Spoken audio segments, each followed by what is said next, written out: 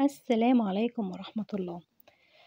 أنا نزلت أجيب قرص، لقيت القرصة ب5 جنيه قد دي ويمكن أصغر، يعني أشتري 4 قرص للولاد ب20 جنيه؟ لا والله ما يحصل، ليه يعني؟ أنا أعملها في البيت أحسن وأوفر. قمت استحضرت روح الشيف اللي جوايا وقُلت يالّا بقى إن شاء الله ما حد أحوّش، أنا ال20 جنيه دي أروح أشتري بيها كيلو دقيق، أعمل شوية قُرَص بالجبنة، أعمل شوية قُرَص بالسكر، ويالّا بقى نشوف هنعمل كمية قد إيه بكيلو الدقيق اللي أنا جبته ده.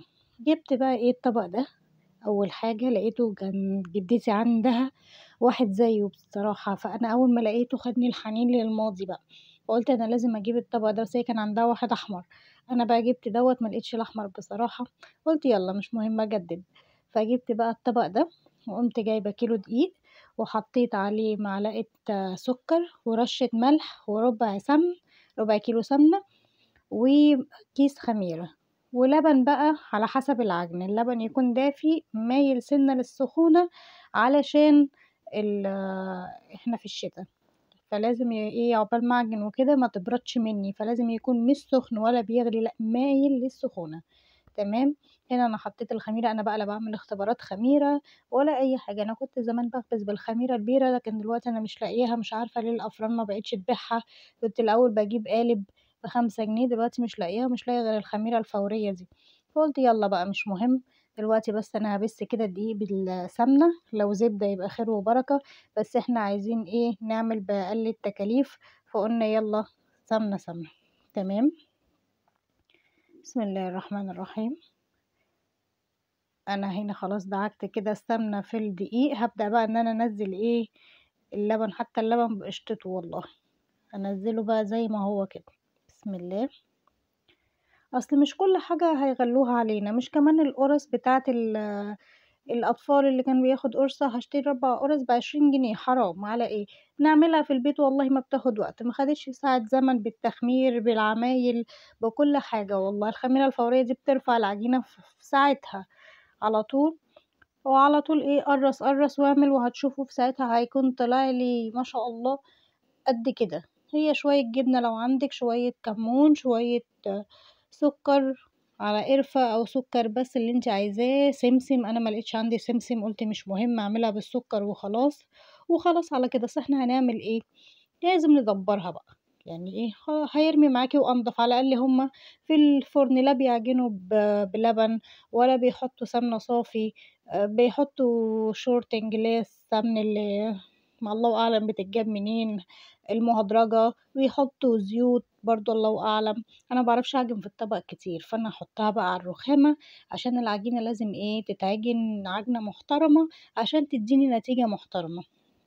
تمام، أنا فضّيت الطبق أهو من كل الدقيق اللي فيه، هابدأ بقى إيه خلاص أنا استكفيت كده باللبن مش عايزة لبن تاني، هو خَد أقل من نُص كيلو لبن بحاجات بسيطة يعني، تمام، هاعجن بقى كده أهو، أجيب ألِم بقى العجين كلّه بالدقيق كلّه، طبعًا الرخامة متنضّفة كويس جدًا، لازم تكون متنضّفة كويس جدًا قبل ما أبدأ إن أنا أعجن علشان إيه ما يكونش في أي حاجة، بواقي مثلًا حبّة ملح وقعوا منّي من حاجة، إحنا ساعات كده بنبقى مستعجلين وإحنا بنطبخ، فبينزل كده حاجات على الرخامة، فعلشان ما تبانش في العجين أو العجين ما يبقاش مضبوط منّي، فأنا لازم أكون معقّمة الرخامة ومنضّفاها كويس أوي قبل ما إيه، ما أشتغل، تمام، بس بقى، فقُلت إيه خلاص روح الشيف اللي جوايا لازم تطلع، زمان بقى كانت القُرَص دي هي فطارنا أصلًا، يعني لا كان بقى في الcorn flakes ولا مش عارفة إيه، هي القُرَص هي اللي كنا بنفطر بيها، أو البقسماط أو الفايش، هو ده فطارنا، دلوقتي يعني طلعوا لي في حاجات غريبة وبتقلل المناعة، إحنا كان الcorn flakes بتاعنا الشعرية المحمّرة بسكر بلبن، ده الcorn flakes بتاعنا.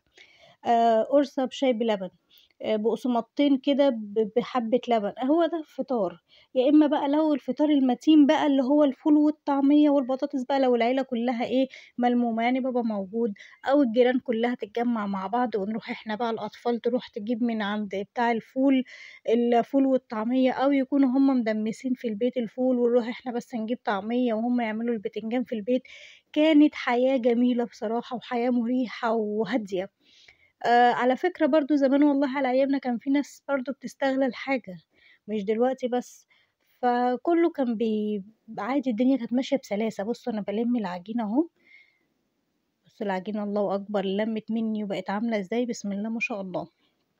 افرد وابرم والم علشان اضمن ان هي كل الهوا دخل فيها كده وتبقى هشة معايا وتبقى زي الفل. كنا بنقول ايه، كنا بنتكلم عن الحياة بقى بتاعتنا زمان.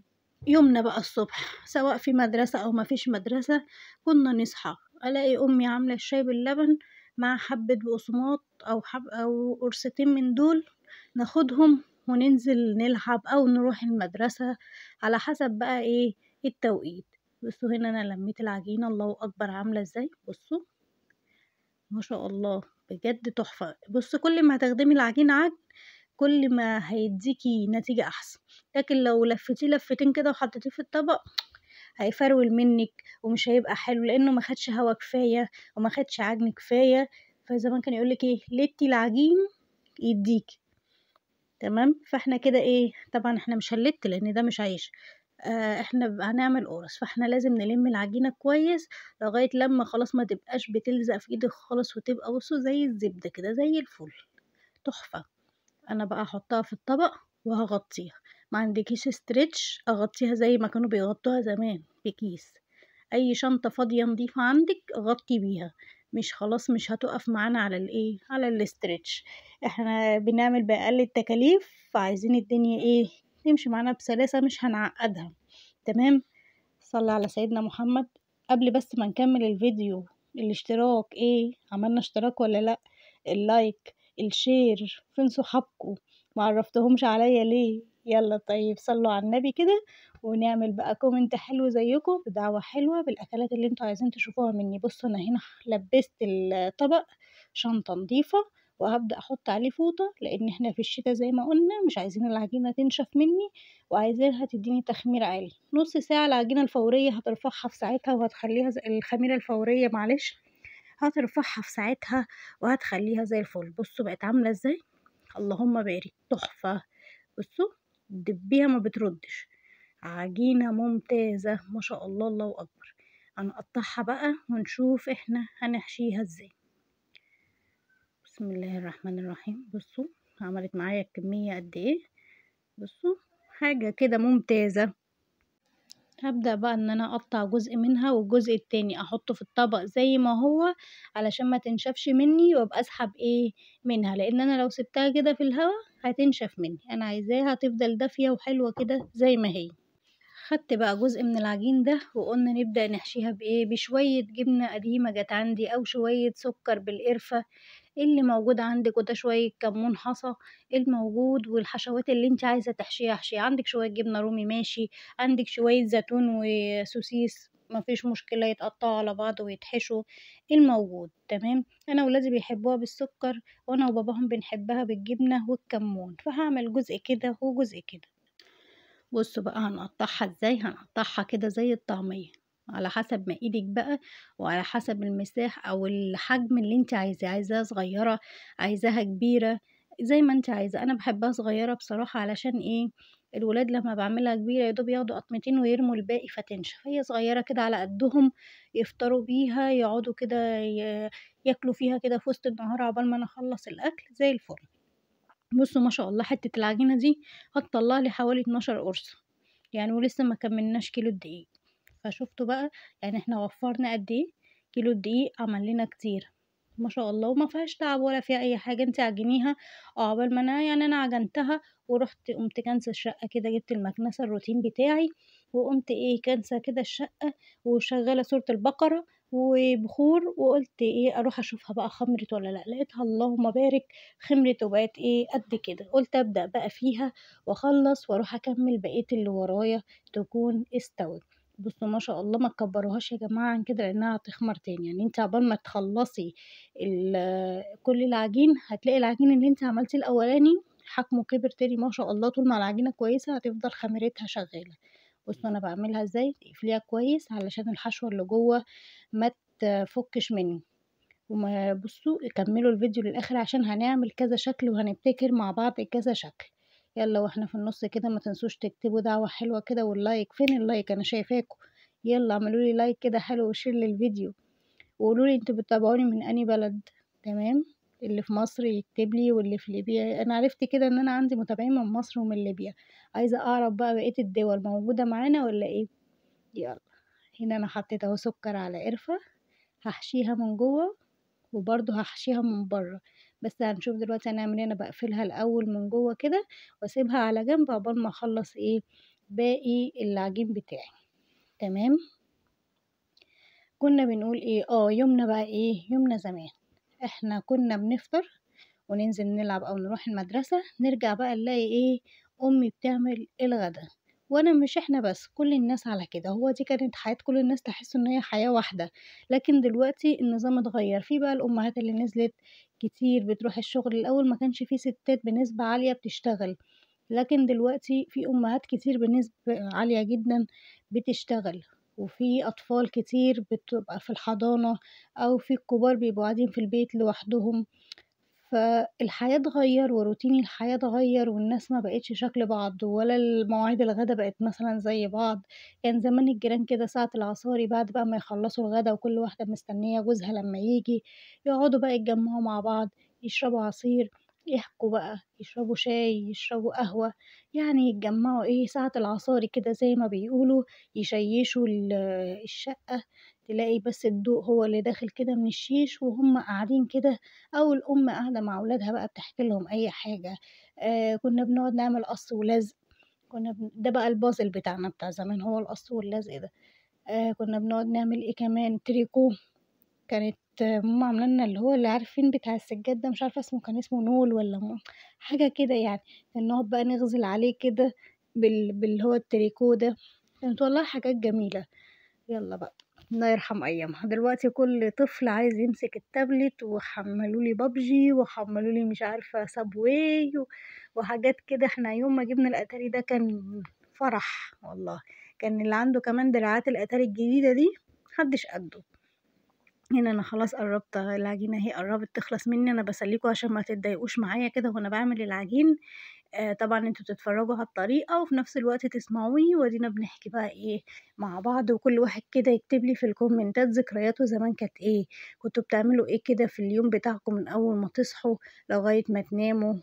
بس. فإحنا بقى كنا أمّا نرجع من المدرسة أو في وسط النهار نفضل ناكل بقى في القُرَص دي أو في البقسماط أو ساندوتشات لغاية ما بابا ييجي. ما نتغداش لغاية لمّا بابا ييجي، لازم كلنا نقعد على الأكل وبابا بقى يكون موجود، يفضل يحكي بقى حصل إيه في اليوم بتاعه. كانت بصراحة بتبقى حاجات، اللي عنده بقى حاجة يقولها، اللي عنده حوار حصل معاه يحكيه. بابا يقول رأيه، ماما تقول رأيها، مش عارفة إيه، إحنا اتخانقنا مع بعض إحنا وأخواتي والّا مش عارفة مين، نفضل بقى نحكي. وكان في كلمة عيب، وكان في كلمة ما يصحّش، وكان في كلمة أنت ما ينفعش تقول كده، وأنت ما ينفعيش تعملي كده. لكن دلوقتي لو حد حكى لأهله حاجة أو مشكلة حصلت مع جاره أو مشكلة، يفضل بقى لأ أنت اضربه زي ما ضربك، اعمله مش عارفة إيه. ف عشان كده الناس بعدت عن بعض، وما بقاش في خلاص اختلاط، ولمّا بيبقى في اختلاط بيعمل مشاكل. لكن زمان كان في احترام، وكان في إزاي تتعلم تحترم الكبير، لمّا الكبير يقول لك كلمة هي الكلمة تتسمع ما تتنّهاش، حتى لو مش على مزاجك. خلاص تنفّذ، تحترم الكبير، تحترم المُدرِّس، تحترم صحابك، اللعب ما يكونش بألفاظ. بُصّوا هنا بقى ندخل في العجين شوية. أنا خلاص كده كوّرتها وخلّصت الكمية اللي معايا اللي هاعملها بسُكّر. هابدأ بقى إن أنا أحُط على الوش شوية سُكّر بالقرفة برضه زي ما أنا كنت حاشية الحشوة جوّه، وهارُصّها في الصينية بعيدة عن بعض عشان لسه هتتبطط. تمام. بسم الله ما شاء الله، بصوا عاملة ازاي قطنية، عجينة تحفة. والله حتى التصوير مش خادمة. ان شاء الله هبقى ايه، احاول اعللكوا الاضاءة اكتر علشان تعرفوا الحاجة بالظبط بتطلع عاملة ازاي. تمام ما شاء الله، الله اكبر. الحاجات دي بقى بتحسسنا بجو زمان. انا عندي حنين لزمان قوي، فبحب بقى الحاجات بتاعت زمان، ما بحبش يعني الحاجات بتاعت دلوقتي بصراحة مش على هوايا. فانا بحب ارجع بقى ايه للحاجات اللي انا عشتها زمان وعايش ولادي فيها. بسم الله الرحمن الرحيم. تبططي بقى ببطن ايدك، تبططي بصوابعك على حسب ما انت طايلة. بسم الله الرحمن الرحيم، تحفة. بصوا هشة جدا والهوا داخل فيها وبجد ممتازة ممتازة، ما محدش دقها مني وقال لي عليها وحشة. جربوها بالطريقة دي يعني بجد مش هتبطلوا تعملوها، مش هتملوا ان انتوا تعملوها لانها ما فيهاش اي صعوبة. بسم الله الرحمن الرحيم. ومش هتحتاجي ان انت تدهني الصينية اي حاجة من تحت، هي مش هتلزق معاكي، هي واخدة سمنة كفاية وواخدة قشطة ولبن، فمش هتلزق معاكي خالص. بسم الله.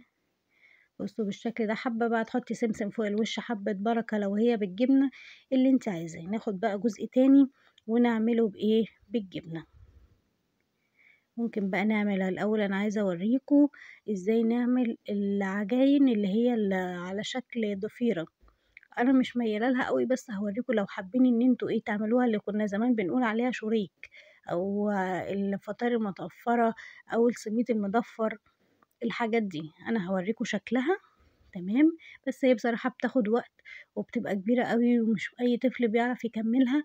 فانا ايه هوريكم بس تتعمل ازاي، ونكمل باشكال تانية احسن واصغر وهتنمي معانا اكتر. هنا انا جبت حتة عجين قطعتها 3. دي انا بعمل كده واحدة بحطها في النص، بسميها العروسة بتاعة الفطاير. الولاد بس بيفرحوا بيها ويفضلوا بقى ايه، مين اللي هياخد حتة من الضفيرة ويفكوها، وكل واحد ياخد حتة ضفيرة بس للفرحة بس، مش اكتر. لكن عموما انا ما بعملش اللي هي المضفرة دي. بسم الله. اعمل ارش عليها بقى شوية سكر كده من فوق الوش. بسم الله الرحمن الرحيم.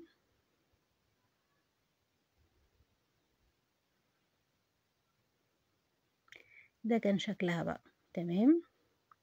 هرصها في الصينية ونرجع بقى نعمل أشكال تانية. عايزة بقى ألم السكر ده علشان عايزة أعمل شوية بالجبنة. بسم الله الرحمن الرحيم. ناخد حتة كده كمان، ملحقش يلزق فيها الحمد لله سكر. أنا هلم بقى السكر ده. بسم الله. بلم على جروف يا جماعة، برميش في الأرض عشان أنا ما بحبش أساسا ما بعرفش أصلا أقف وفي حاجة في الأرض. بسم الله الرحمن الرحيم. زي ما قلنا كده، قطعيها التقطيعة اللي انت عايزاها. لقيتيها كبيرة صغري، لقيتيها صغيرة كبري، على حسب حجم القرصة اللي انت عايزاها. بسم الله. نكمل بقى بالجبنة. انا بصراحة بحبها بالجبنة الحادقة دي اوي. بس فكان في بقى ايه زمان احترام كبير، وازاي نحترم الاكبر مننا ونحترم حتى اصحابنا. انا بشوف اطفال اللي هو يعني شبر ونص قد كده، تلاقيه بيقول الفاظ خارجة، الفاظ مش كويسة. ومثلا لو جيتي اتكلمتي مع اهله يقولك ايه، خليه يتعلم، خليه يتودك، خليه عشان يعرف يتعامل مع المجتمع. مجتمع ايه يا جماعة؟ انتوا بتهرجوا، ما ينفعش. هنا انا قلت اما اعملها بقى ايه بشكل تاني، نغير الايه الشكل الدائري ده، نعملها بشكل عامل زي القطايف كده بتاعة رمضان. تمام. هنعملها كده، نقفلها بس من على الحرف كويس علشان ما تفتحش مني بعد التخمير. نبرمها كده كلها ببعض. بسم الله. علشان لو خمرت وفكت مني والجبنة طلعت مش هتبقى حلوة، فلازم تقفلوا الحروف كويس قوي. مش حابين تعملوها كده وحابين تعملوها بالشكل الدائري اللي يعجبكم. انا قلت اوريكم اكتر من شكل واكتر من اقتراح. في كمان هعملها لكم دلوقتي زي صباع الفينو كده. برضو حابين نعملها كده، نسقيها بشاي بلبن نشربها جنب كوباية شاي. برضو اللي احنا شايفينه نعمله، الأصلح ليكوا واللي انتي شايفاه هيبقى مناسب ليكي. تمام. بس انا بشوف الدائري احسن حاجة، او الشكل المدور ده، القرصة المدورة احسن حاجة، عشان لو هنحطها في لانش بوكس، هنحطها في اي حاجة تبقى سهلة. تمام. انا هنا هوريكم كمان اللي هي بتتعمل زي الفينو، كأننا هنعملها فينو بس نرققها قوي عشان ما تطلعش تخينة مننا زيادة عن اللزوم، لانها هتتبرم اكتر من برمة مع الخميرة. ممكن تتخن قوي، فاحنا نخليها رقيقة على قد ما نقدر. بسم الله الرحمن الرحيم. بالشكل ده كده كأننا بنعمل فينو. بصوا ما شاء الله، العجينة خدماني في اي شكل. بسم الله ما شاء الله. طول ما العجينة كويسة هتعملي منها اللي انت عايزة تعمليه. بسم الله ما شاء الله. بس بقى فكنا بنتكلم في فكرة ايه، إن إحنا نعلّم ولادنا لأ، إن أنت ما ينفعش تغلط، وما ينفعش ما فيش حاجة اسمها هزار بالشتيمة، ما فيش حاجة اسمها هزار بالضرب، ده مش مجتمع، يعني مش معنى إن أنا المجتمع بيعمل كده أو صحابي في الشارع بيعمل كده، إن أنا أخلّي كمان ابني يعمل كده عشان يعرف يتعامل، طب لمّا يبقى الكل سلوكه كده مين هيبقى محترم؟ فما ينفعش، لازم أعرّف ابني لأ، إن في حدود، أنت ما ينفعش تتخطاها، هو شتمك أنت محترم، ما تردّش الشتيمة وما تنزّلش مستواك ليه، ده مش هيقِل منّك بالعكس، ده هيزيدك، لإن ديننا ما قالش كده، وسيدنا محمد ما كانش بيعمل كده، دي مش إهانة، إلا لو هو تطاول مثلًا، تطاول عليك بضرب أو ده بقى سكة تانية وحاجة تانية، فلازم أنت إيه، تعرف تجيب حقك، لكن إن يبقى الرائج ما بين الأطفال وكده إن أنا يشتم ده بالأم وده يشتم ده بالأب والضرب هو ده بقى هي دي الصداقة وهي دي الصحوبية وهو ده المجتمع اللي أنا عايزة ولادي يعيشوا فيه، لأ طبعًا، ما ينفعش، تمام؟ فلازم نرجع تاني لعاداتنا بتاعة زمان. الأخلاق بتاعة زمان، لإن كل حاجة ليها ده زمان كان لو طفل شتم يا نهار أبيض! كان باباه بيمسكه يعجنه والله، لكن دلوقتي ما شاء الله الأب بيبقى قاعد وسامع ابنه بيشتم وابنه بيضرب وما بيقولش حاجة، لإنه خلاص هو طاقته خلصت، ما عندوش طاقة كمان إن هو يتكلم يقول لابنه عيب أو اسكت أو خلاص بيقول لك ما هو الدنيا كلها عليه، ده خلّيه عشان يعرف ياخد حقه. ما ينفعش يا جماعة، لازم نرجّع الأخلاق والاحترام بتاع زمان، مش معنى إن الدنيا كلّها وِحشة إن أنا كمان أبقى وِحِش، لازم أبقى أنا حسب تربيتي وأنا حسب أخلاقي، وأنا حبيت أتكلّم معاكم في الموضوع ده كده وأنا باعمل العجين، لإن بصراحة الموضوع ده استفزّني، أنا بسببه ما باودّيش تقريبًا ولادي المدرسة علشان ما يختلطوش بكده، بالنوعيات دي، لإن 90% من الأطفال بقى كده، تمام؟ أنا هنا بقى عملتها برضه طريقة القطايف بتاعة رمضان، وحطيت فوقيها كمون، إحنا بنسلي بعض بقى كده وإحنا بنعمل العجين علشان ما تملّوش منّي، وما تتفرّجوش على الفيديو كامل وساعتها أنا هازعل، لإن أنا خلاص أنا بقيت شيف مُعجّنات، فأنتم لازم تتفرّجوا عليَّ وتقولوا لي إيه رأيكم كمان في الفيديو، تمام؟ وما تنسوش كمان تعملوا اشتراك على صفحتي على الفيسبوك، اللي عنده أي سؤال عايز يسأله لي يبعت لي رسالة وأنا هارُد عليه، يسيبها لي في comment وأنا هارُد عليه.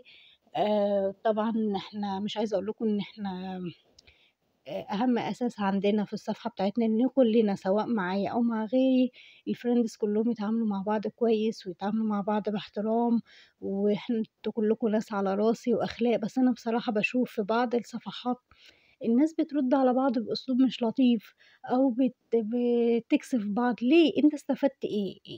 إيه الاستفادة إن أنت تقلل من حد أو من رأيه أو من حاجته ليه؟ يعني ضاف لك شيء؟ ما ضافلكش شيء بالعكس قلِّل منّك، فإحنا ليه نرُد على بعض بأسلوب سخيف؟ عندك رَد كويس تقوله على أي حد بيسأل عن حاجة تمام، ما عندكش فلتقل خيرًا أو لتصمت، حد عمل حاجة بطريقة أنت شايفها إن ممكن تتعمل بطريقة أفضل من كده خلاص، يا إما تخُش له هو على الخاص تقول له رأيك بطريقة مهذبة يا إما تقول له مثلًا لو كنت عملتها بطريقة تانية كانت هتبقى أفضل ما بينك وما بينه، لكن باشوف مثلًا على صفحات وصفحات شيفات كبار ناس بتدخل تعلّق إيه القرف اللي أنت عامله ده، إيه اللي مش عارفة إيه اللي أنت عامله ده، لأ ده أنت بتاخد فلوس على ليه؟ إيه الاستفادة إن أنت تقول حاجة زي كده؟ إيه اللي زوّده لك الcomment بتاعك زوّد لك إيه؟ ولا أي حاجة، غير إن هو الناس شافتك إن أنت sorry إنسان مش مهذب. ما ضافلكش حاجة، فيعني الأخلاق دي أهم حاجة في التعامل يعني، تمام، فأنا يا ريت اللي يسيب لي أي comment على صفحتي نكون بنتكلم باحترام كلنا مع بعض، تمام، معايا مع غيري، يعني أنتم كلكم ناس محترمين وعلى راسي، بس أنا ما احبش أشوف على صفحتي اللي باشوفه في صفحات تانية، تمام، بسم الله الرحمن الرحيم، هنا بقى أعملها بطريقة الرول. أنا بافردها كده زي الرول، وهاجرّب بقى نعملها بطريقة إيه، اللي هي عاملة زي الcinnamon مثلًا، بس على حادق بقى بالجبنة، نعملها مرّة بالجبنة ونعملها مرّة بالسُكّر.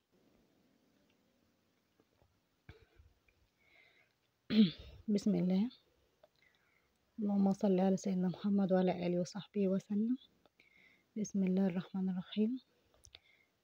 قولوا لي حضرتوا حاجات رمضان ولا لسه؟ هتقولوا لي لسه بدري، هقول لك لا مش لسه بدري، الايام بتجري.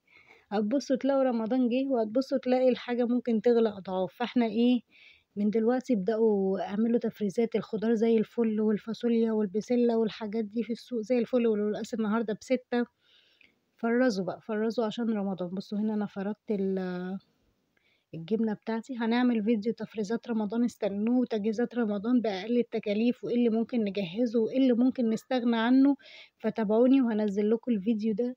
بصوا انا بفرد ده، ما احطش كتير لان الجبنة دي حادقة. انت هتعمليها بجبنة مش حادقة، ممكن تحطي الكمية اللي انت عايزاها. في ناس ممكن تحط فلفل، تحط شطة، على حسب اللي انت عايزاه. عايزاها حامية ماشي، عايزاها باردة ماشي، براحتك. بس انا الجبنة دي عندي هي بالفعل فيها شطة، فهي مش محتاجة يعني. بسم الله الرحمن الرحيم.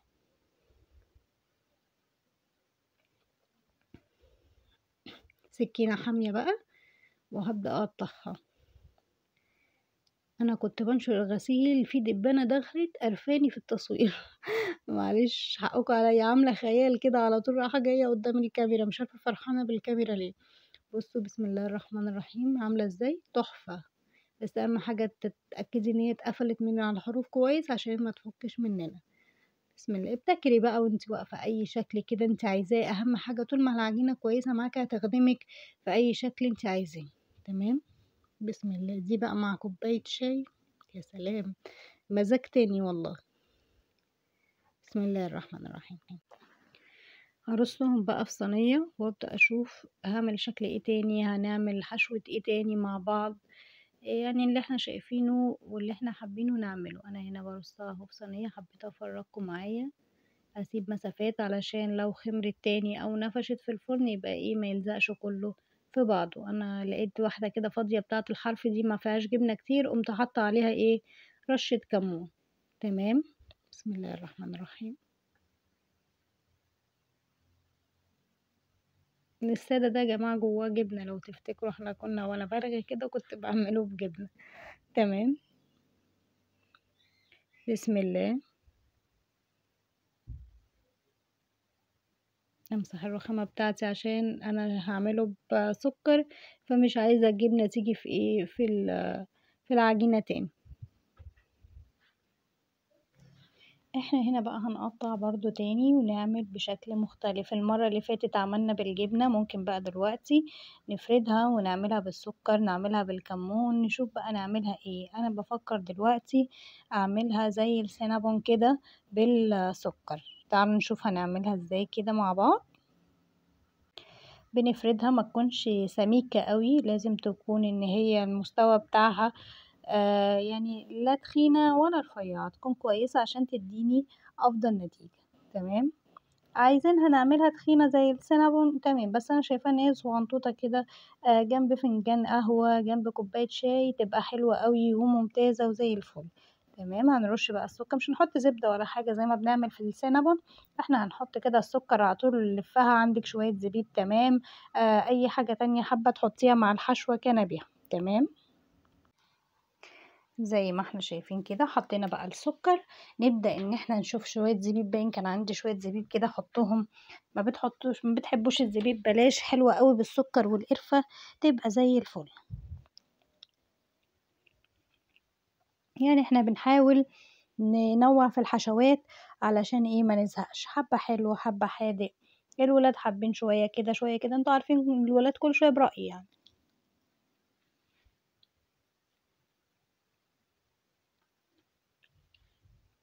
تضغطي بقى كده قوي وانت بتلفي علشان السكر يثبت معاكي في العجينة، والزبيب برضو ما يخرجش من العجينة. رغم ان الزبيب لما بيتنفخ في النار هيخرج من العجينة.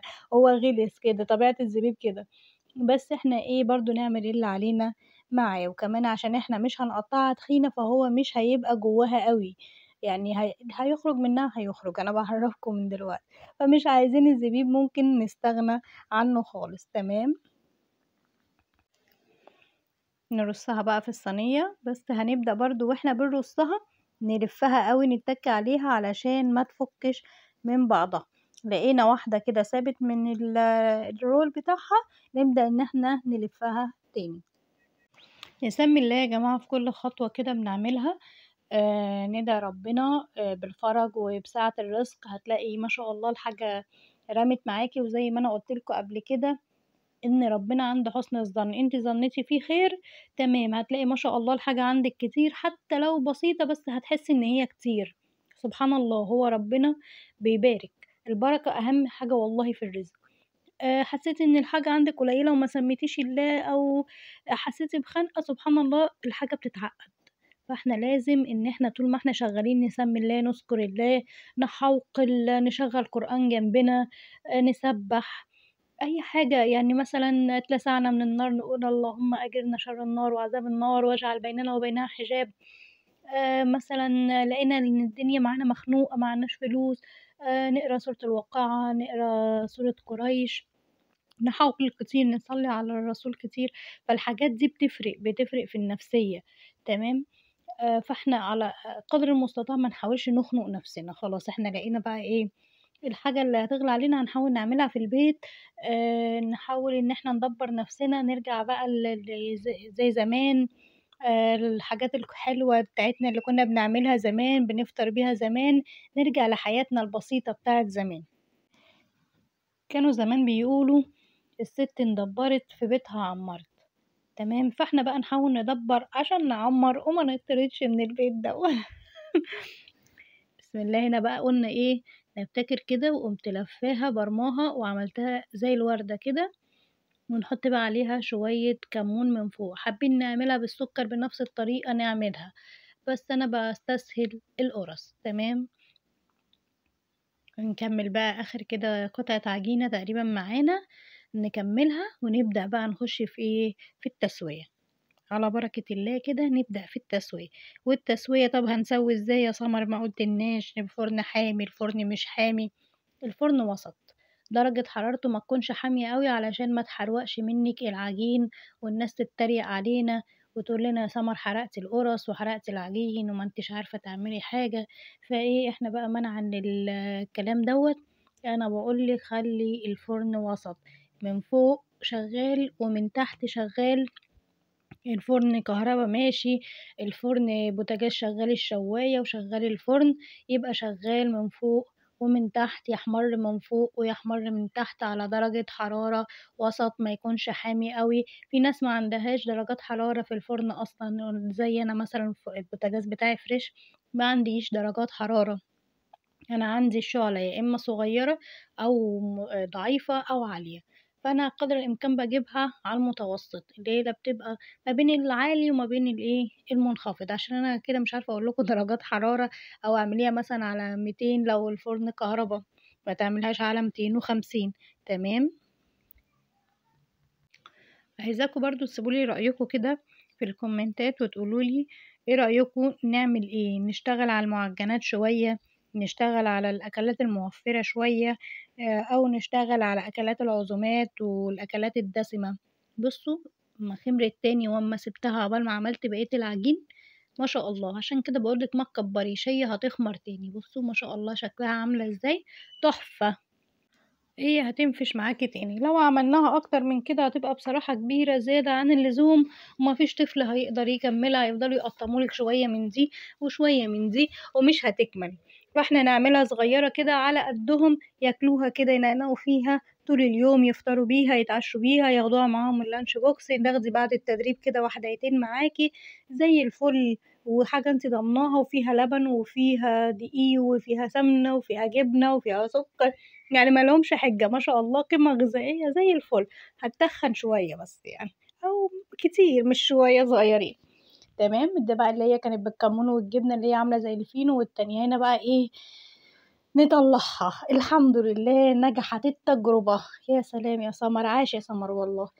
يعني بُص ما شاء الله لا لازقة ولا فيها حاجة، هي سخنة أنا مش عارفة أمسكها في إيدي وزي الفل. أنا فرشت كده حتّة فرشة بيضة نضيفة وهاحط عليها لغاية ما يتهوى قبل ما أعبّيهم في العلب بتاعتي. ما شاء الله ريحتها مفحفحة الدنيا كلّها، بسم الله ما شاء الله جميلة وطرية وهشة وزي الفل ما شاء الله. أنا كنت هاتلسع بس في الصينية. فبجد جرّبوها ومش هتبطّلوا تعملوها، تجنّن، حلوة، حلوة بجد. انا بصوا من ريحتها انا مش مستنيه اطلع بقيه اللي في الفرن، عايزه اعمل كوبايه شاي وابدا ان انا بقى ايه اسمي الله كده واخد لي واحدتين اكلهم. بصراحه ولادي عمالين ما شاء الله رايحين جايين عايزين اقول لهم ابدا التصوير لازم نصور الاول وانتوا تشوفوها وتكتبوا لي رايكم، بعد كده نبقى بقى نوزع على الحبايب. خلاص بقى هنا انا مستنيه بقى الكميه بتاعه الصواني، انا دخلتها الفرن خلاص وهبدا بقى ان انا اطلع تتهوى. اهم حاجه التهويه يا جماعه، لان انا لو حطيتها في علبه او في طبق من غير ما اهويها هتبوش وهترطب ومش هتبقى حلوه، لازم تتهوى شويه وبعد كده ابدا بقى ان انا احطها في طبق واغطيها، احطها في علبه ليها غطا علشان برضو ما تنشفش، احنا في الشتاء. بصوا شكلها تحفه. عايزه اقول لكم انا كنت يعني خلاص هتجنن واخد واحدة اكلها، عايزة افتح لكم واحدة اوريكم شكلها من جوه عاملة ازاي، بس مستنية ايه لما تهدى كده شوية لانها بصراحة كانت سخنة قوي وانا مش قادرة امسكها. مستنية بقى الصينية التانية، طبعا احنا زي ما قلنا بنعملها على نار مش عالية، فانا ايه مش مستعجلة او ما بتخرجش بسرعة، فاستنوا بقى هتاخد وقت. دي الصينية التانية هي خرجت، والله الإضاءة ظلماها، أنا نفسي أوريكم شكلها على الطبيعة، الإضاءة فعلا ظلماها، فأنا هحاول قدر الإمكان بقى إن أنا أجيب لكم إيه شكلها على الطبيعة عامل إزاي. بسم الله ما شاء الله كانت ريحتها فظيعة، ديت علشان الجبنة ممكن تكون ساحت شوية فلزقت حتة منها في الصينية. لما بتبقى سادة برضو غير لما بتبقى بجبنة او بسكر، ممكن تقوم ايه حتة منها سايحة كده فتقوم لازقة حتة في الصينية، فعادي يعني ما فيش مشكلة، برضو مش هندهن اي حاجة من تحت عشان ما تنشفهاش معانا، هي كفاية قوي نسبة السمنة ونسبة اللبن اللي فيها هي كافية ان هي تطريها وتخليها تطلع من الصينية بكل سهولة. بسم الله الرحمن الرحيم. ما شاء الله اللهم بارك، تحفة. الرول ده برضو حلو قوي قوي، يعني مع شاي، مع شاي باللبن بالذات بيبقى حاجة رهيبة، جربوها بجد وهتدعولي وهتعملوها بالطريقة دي على طول. انا بالنسبة لي كيلو كيلو بيتعمل اسهل ما اعمل كذا كيلو مع بعض، يعني احسن بقى ما اجيب 2 3 كيلو دقيق واعمل، بتبقى هيصة كده وبيبقى كتير وممكن يقعد مني ممكن ينشف، فانا بصراحة بالنسبة لي كده احسن اعمل كيلو كيلو على طول، كده احسن. بص طريقة ازاي، ولا ناشفة ولا مجبسة ولا اي حاجة، ما شاء الله الله اكبر، طرية جدا وطعم اللبن باين فيها وطعم السمنة باينة فيها، مش عاملة زي الفينو، يعني هي طعمها بصراحة كان حلو قوي قوي ما شاء الله. بس فزي ما بقول لكم انتوا ايه اعملوا كيلو، الكيلو هيقعد معاكم اكتر من يوم، يعني طبعا على حسب استهلاك كل واحد، في ممكن ناس تخلصوا في يوم، في ممكن ناس تخلصوا في اسبوع، حسب استهلاك كل واحد. انا خلاص مش قادرة امسك نفسي وكان لازم ادوق بقى خلاص بصراحة، مش قادرة اكتر من كده، فكنت هتلاقوني دلوقتي باكل وانا فخلاص مش قادرة فعلا ريحتها وهي لسه طالعة من الفرن، ريحة الخبيز وهو طالع من الفرن بيبقى ليه شمخة تانية كده غير ما بتشتريه من بره. بس انت حابة بقى تعملي اكتر من كيلو براحتك اعملي، وهتعملي بقى المقدار اللي هو كل كيلو دقيق عليه ربع كيلو سمن، تمام، واللبن على حسب ما بتاخد العجينة. بصوا عشان قلتلكم مش قادرة امسك نفسي، لازم هاكل، ريحتها خلاص جوعتني، خصوصا انا كمان ما كنتش فطرت فريحتها جوعتني بصراحة رهيبة. كان طعمها حلو قوي بالجبنة، مع الجبنة بقى المشطشطة الحلوة القديمة بتاعتنا دي، كانت عاملة احلى شغل. تمام، يبقى كل كيلو دقيق هياخد معلقة سكر، هياخد كيس خميرة، هياخد بسم الله الرحمن الرحيم، هياخد لبن على حسب العجن، هياخد ربع كيلو سمنة أو زبدة، تمام، عشان لو حبينا نعمل مقدار أكبر من كيلو الدقيق. طبعا بقى الحشوات زي ما قلنا زي ما انت عايزة، انا هبقى برضو اعمل لكم مع بعض فطاير السوسيس والسجق واللحمة المفرومة والحاجات اللي احنا بنشوفها في المحلات السورية اللي هي صنفورة ومش عارفة مناقيش بالزعتر والحاجات دي، ان شاء الله هنبقى نعملها مع بعض بقى علشان داخل علينا سحور رمضان والنقنقة اللي في الوسط دي ما بين الفطار والسحور، فبنحتاج بقى إيه طول ما إحنا قاعدين كده وداخلين بقى رمضان جاي لنا في شتا، فهنخرج ما شاء الله يعني من رمضان أوزان حلوة بكده إن شاء الله. وهناخد بقى إيه معجنات، هناخد حلويات، كل الحاجات دي هننزلها إن شاء الله على القناة. مش حابة القرفة وحاسة إن هي هتغمق معاكي وش القرص، ما تحطهاش على الوش، اكتفي ان انتي تحطيها جوه بس. انا عن نفسي احنا بنحبها كده، بنحب طعم القرفة المحوج او اللي فيه محروق شوية، فانا عشان كده حطيت منها برضو فوق الوش تاخد من الشواية تشويحة كده بتفحفح ريحة القرفة اكتر. يعني ما اكتفتش ان انا احشي بيها القرفة من جوه بس، احشي بيها القرصة من جوه بس. تمام، خلاص هي تقريبا كده القرص قربت تستوي كلها. تمام، بصوا ما شاء الله الله اكبر، الكيلو عمل كمية قد ايه؟ يعني الكيلو ده ب20 جنيه الدقيق اللي انا جايباه، ويقولوا مثلا كيس خميرة ب2 جنيه ونص، نص كيلو لبن قولوا ب10، يعني الموضوع كله ما تكلفش 40 جنيه. تمام، والدنيا زي الفل. السمنة موجودة كده كده في البيت، عشان ما حدش يقول انت بتقولي في سمنة، حتى لو بره ده ربع كيلو مش أزمة يعني، مش ما جبناش زبدة بلدي أو ما جبناش حاجة. بس في نفس الوقت هرجع وأقولك انتي ما تعرفيش الأفران بتعمل بيه ايه، حتى لو هي غالية برا أو هتاخد نفس التكلفة بتاعت برا، على الأقل انت عاملاها في البيت، عاملاها بمكونات انت عارفاها، عارفة انت حاطة ايه، عارفة حتى الصواني اللي انت بتعملي فيها غسلها ازاي. فكفاية بس النظافة، يعني هتبقى ريحة ونظافة وطعم وكل حاجة. تمام، والشكل بقى اللي انت عايزة تشكليه حادق حلو، اي حاجة انت عايزة تعمليها هتعمليها في بيتك على مزاجك. وفرحة تانية والله، الولاد بقى هم عمالين حواليكي كده يزيطوا، انا طبعا مش باين في الفيديو، ولادي هم فرحانين بقى وعمالين يزيطوا بالعجين، ياخدوا حتة عجينة يلعبوا بيها، فبصراحة الموضوع بيفرق جدا جدا. فاحنا برضو نحاول ايه قدر الامكان نعمل اي حاجة تغلى علينا في البيت، عشان ما نحرمش نفسنا وما نعقدش نفسنا وما نكلكعش الدنيا علينا. تمام، وانا برضو هحاول. بصوا نعمل بقى ايه مثلا فينو، ممكن نعمل القراقيش اللي هي الناشفة دي اللي بتتسقى في الشاي. البقسماط ما بيفلحش معايا قوي بصراحة، علشان يعني ما اكذبش عليكم، محتاج صينية معينة، محتاج حاجات معينة، لو اتعمل بالإيد كده من غير الصينية بتاعته ما بينفعش، لازم اللي هو القالب أو الصاج اللي هو اللي بيبقى فيه ممر كده. بصوا ما شاء الله عاملة ازاي، تحفة. بصوا من جوه هشة وجميلة، لا معجنة ولا فيها أي حاجة، زي الفل، تحفة بصراحة. يعني نفسي تجربوها وتقولوا لي ايه رأيكم في التعليقات، ومستنية تعليقاتكم الحلوة. وزي ما قلت لكم مستنية اعرف ايه اللي بيتابعوني من اني بلد، ونفسهم يشوفوا وصفات ايه معايا، وقولوا لي حابين نعمل اكلات ايه لرمضان، للسحور للفطار، لما بين الفطار والسحور. ما تقولوش معناش، ربنا موجود وخيره موجود، واللي رزق امبارح هيرزق بكرة وهيرزق بعده، وده اختبار من ربنا.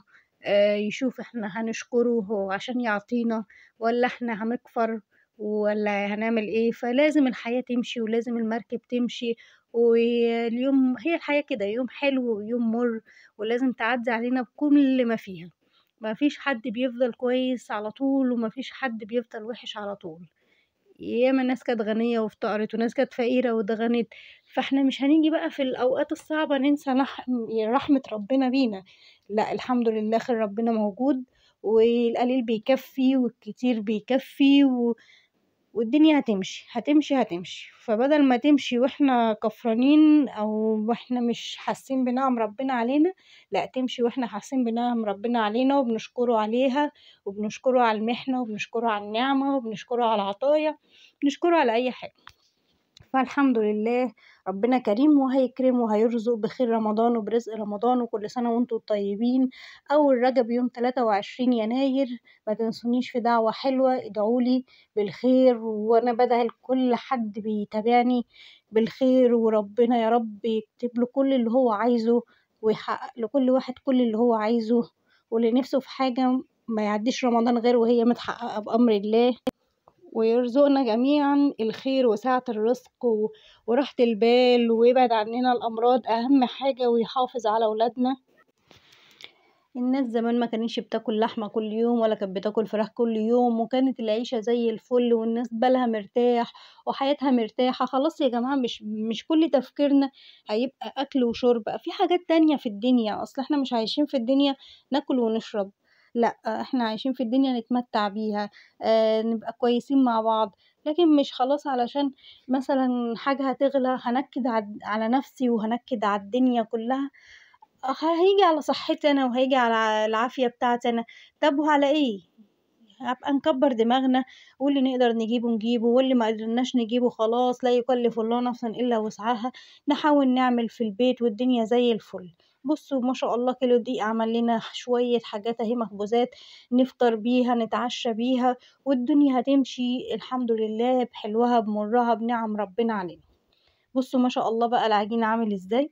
الله اكبر، حاجة كده جميلة وريحتها جميلة وطعمها جميل. انا بحاول اقرب لكم الصورة، لان الصورة من بعيد تحسوا ان هي القرفة غامقة، لكن هو بس التصوير، لكن هي ما شاء الله تحفة بجد.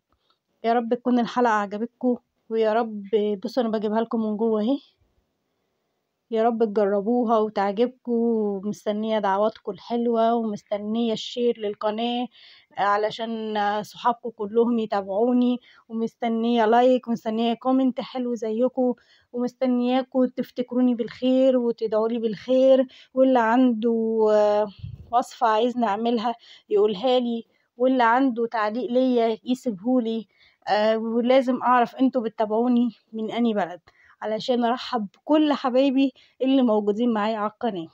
هنا بقى خلاص، هي بقى لها ايه، اكتر من نص ساعة متهوية اهي. فانا بقى احط ابو سكر لوحده في علبة واغطيه، واحط ابو جبنة لوحده في علبة واغطيه، تمام، علشان ريحة الكمون ما تكرفش على الحاجة الحلوة، وايه، والعكس صحيح، القرفة ما تكرفش على الجبنة. فاحنا نخلي كل حاجة لوحدها، تمام. اهم حاجة بس زي ما قلنا نغطيها علشان احنا في الشتاء، علشان ما تنشفش مننا. بصوا بالطريقة دي كده، نسيب بس ما نكبسش كله فوق بعض، ما نحطهاش في علبة صغيرة، نكبسها كلها فوق بعضها عشان ما نبوظهاش، تبقى العلبة اكبر من الكمية، علشان نديها هوا ونديها براح، فما ايه ما تبص مننا ولا تعجن مننا. ما شاء الله، بصوا كمية كبيرة، بسم الله ما شاء الله. انا عن نفس الكمية دي كافيني اسبوع، يعني لو عملت كده مرتين في الشهر يبقى زي الفل، وبارك الله فيما رزق. احط بقى ايه الحاجات، ام جبنه لوحدها، هي الجبنه اقل من السكر، فانا جبت لها طبق صغير شويه.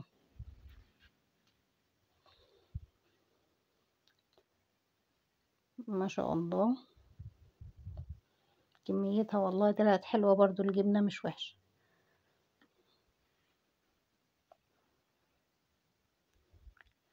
كل سنه وانتم طيبين، وربنا يعود عليكم الايام بالخير.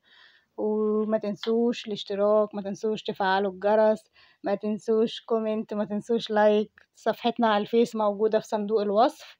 ويا رب دايما عند حسن ظنكم، وفرحانة جدا جدا ان انتوا بتتابعوا مطبخ سمر، وان شاء الله دايما معاكم وهنبقى في تقدم، ونكبر بيكم ونعمل لكم كل اللي نفسكم فيه. ونورتوني في مطبخي المتواضع، واللي هنغلى علينا هنعمله في مطبخ سمر. كل سنة وانتم طيبين. لايك، اشتراك، تفعيل الجرس.